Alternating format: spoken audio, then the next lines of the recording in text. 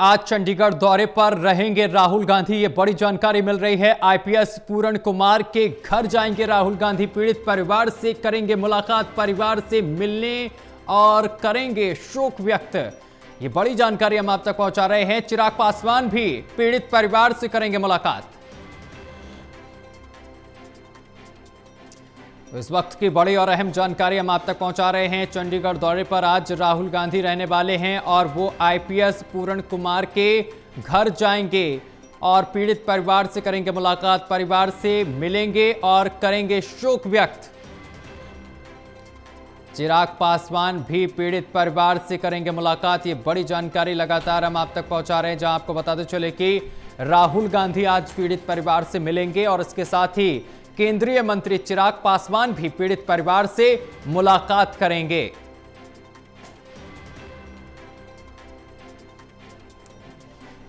और इस खबर पर अधिक जानकारी के साथ एसोसिएट एडिटर देवेंद्र कथुरिया हमारे साथ जुड़ गए हैं। देवेंद्र जी, राहुल गांधी आज चंडीगढ़ के दौरे पर हैं और इसी दौरान वो आईपीएस के घर जाएंगे। क्या कुछ जानकारी ताजा इस पूरे मामले को लेकर? आज 8वां दिन है, पोस्टमार्टम नहीं हुआ, परिवार अपनी मांग पर अड़ा है। लेकिन कुछ डेवलपमेंट ये हुई है इस मामले में। आधी रात को डीजीपी को छुट्टी पर भेजा गया, हरियाणा के डीजीपी को। और चूंकि आज राहुल गांधी का दौरा पहले शाम को था, लेकिन अब ये खबर है कि उसको टाइम को चेंज किया गया। सुबह 10 बजे के आसपास राहुल गांधी चंडीगढ़ पहुंचेंगे और पीड़ित परिवार से मिलेंगे। और दोपहर 2 बजे चिराग पासवान जो केंद्र में मंत्री हैं, बिहार में चुनाव भी तैयारियों में व्यस्त है, वो भी आज आएंगे पीड़ित परिवार से मिलने। तो सरकार पर लगातार दबाव बढ़ा है। दबाव बढ़ने की वजह ही है कि आधी रात को फैसला हुआ, डीजीपी को छुट्टी पर भेजा गया। और एक बड़ी बात ये भी है कि 3 दिन बाद प्रधानमंत्री का सोनीपत दौरा था। हरियाणा सरकार तीसरी बार बनी है बीजेपी की हैट्रिक की सरकार और नायब सैनी की दूसरी बार की सरकार। पहला साल पूरा हो रहा है नायब सिंह सैनी की सरकार का और बीजेपी की हैट्रिक सरकार का। जश्न की तैयारियां थी, 17 तारीख को पंडाल लग रहे थे, बहुत कुछ तैयारियां चल रही थी। लेकिन प्रधानमंत्री का दौरा भी अब स्थगित कर दिया गया। बाद में डेट आएगी, लेकिन ये फौरी तौर पर ये प्रभाव पड़ा है क्योंकि सरकार पर दबाव बढ़ गया है। अगर शायद सरकार या मुख्यमंत्री इंतजार कर रहे थे कि पोस्टमार्टम हो जाएगा, संस्कार हो जाएगा, लेकिन परिवार अड़ा हुआ है। तो परिवार की जिद को देखते हुए सरकार के पास कोई विकल्प नहीं था। जिस तरीके से रोहतक के एसपी को बदला गया है और उसी तरीके से डीजीपी को देर रात छुट्टी पर भेजा गया है। तो लेकिन परिवार की मांग वही है कि दोनों को अरेस्ट किया जाए और ये बहुत मुश्किल फैसला है सरकार के लिए। अगर ऐसा हो गया तो फिर आगे के लिए परंपरा भी बन सकती है। सरकार आगे की भी सोच रही है।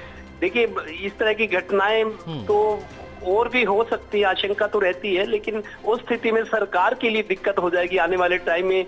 तो हर कोई किसी को ये टेस्टेड आजमाया हुआ फार्मूला लगेगा कि आप ऐसा कर लो। तो सरकार ने अभी फिलहाल डीजीपी को छुट्टी पर भेजा है और रोहतक एसपी को भी बदला गया। और रोहतक एसपी में एसएस भोरिया आए हैं, बड़े एफिशिएंट अफसर है। और देखते हैं कि अब लेकिन परिवार मानता है कि नहीं मानता। राहुल गांधी भी आज आ रहे हैं, चिराग पासवान भी आ रहे हैं। चिराग पासवान भी इसी समाज से ताल्लुक रखते हैं, सहानुभूति जताएंगे। राहुल गांधी जाहिर है इनडायरेक्टली सरकार पर भी निशाना साधेंगे क्योंकि राजनीतिक मामला है। और सरकार पर दबाव बहुत बढ़ गया था और परिवार तब से मस नहीं हुआ।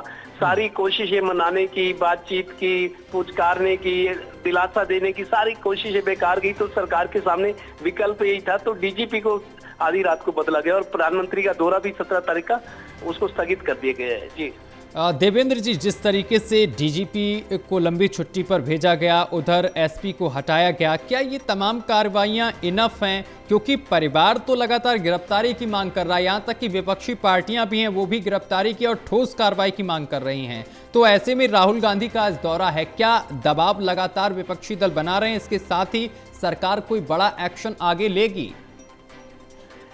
देखिए सत्यम, ये वैसे प्रशासनिक फैसला तो है ही, लेकिन इसके पीछे राजनीति भी है। आप देखिए, हरियाणा में मैं बताऊं, जब मुख्यमंत्री को बदला गया था, नायब सैनी को बनाया गया था, तो जो चुनाव से पहले जो कुछ चुनावी कसरत थी, देखिए चुनाव में हर पार्टी चाहती है सरकार उसकी बने, रिपीट हो, तो विरोधी को पछाड़ना चाहते हैं। तो उस टाइम ये सामने आया था कि हरियाणा में एससी के 30% वोट है।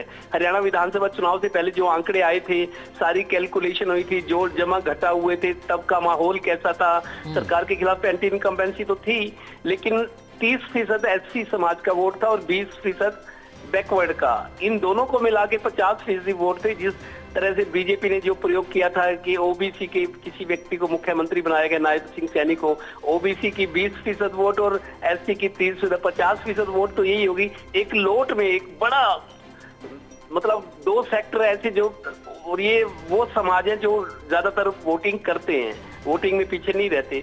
तो इसी प्रयोग ने बीजेपी सरकार को हिट भी किया था, कामयाब भी किया। तीसरी बार सरकार बनी, नायब सिंह सैनी को दूसरी बार मुख्यमंत्री बनाया।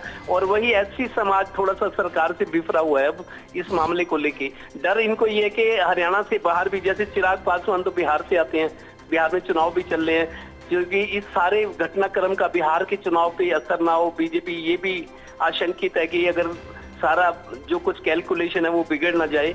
तो बहुत सारी चीजें सोचकर फैसला हुआ है। और आपको बता दूं, मनोहर लाल जी जो केंद्रीय मंत्री हैं, हरियाणा के मुख्यमंत्री 10 साल रहे हैं, प्रशासनिक अधिकारी, अब उनकी काफी पकड़ थी।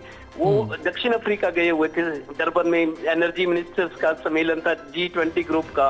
तो रात को देर रात आए हैं। कुछ लोग मान रहे हैं कि मनोहर लाल जी अब आए हैं, वो शायद इस संकट को डिफ्यूज करना उनकी सलाह से हुआ होगा, ऐसा माना जा रहा है। तो जो भी हो, लेकिन सरकार पर दबाव काफी बढ़ गया था और कोई विकल्प नहीं था, परिवार मान नहीं रहा। मुख्यमंत्री ने तो ये भी कहा भाई जो दोषी होगा हम आपको आश्वस्त करते हैं, ईमानदारी से निष्पक्ष जांच होगी, लेकिन परिवार माना नहीं। उनकी जो आईएएस बीवी है, आईपीएस, दिवंगत आईपीएस की, वो खुद हरियाणा में सीनियर आईएएस है। उनका भाई बठिंडा से आम आदमी पार्टी के विधायक हैं, राजनीतिक बैकग्राउंड भी है। और अभी कैबिनेट की मीटिंग होनी है पंजाब सरकार की आजकल में, उसमें भी कहा गया है कि ये मुद्दा कैबिनेट में डिस्कस होगा।